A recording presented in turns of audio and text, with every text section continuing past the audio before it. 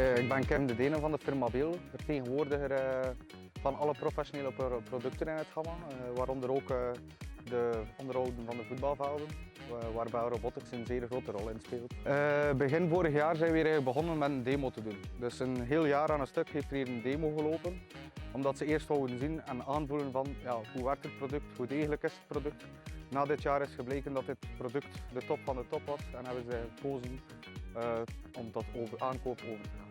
Hier is gekozen voor een Belgisch product, gewoon eigenlijk het feit van ze willen zeer regionaal gaan kopen.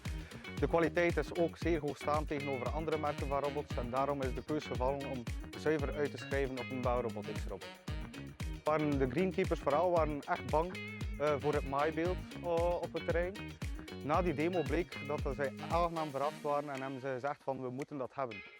Ook de structuur in de vod en dergelijke verandert niet veel en verbetert ook naar bemesting toe, waardoor ze hier minder moeten bemesten. Enkel het kalkfenomeen blijft nog, maar de bemesting is opmerkelijk gezakt bij in voorgaande jaren.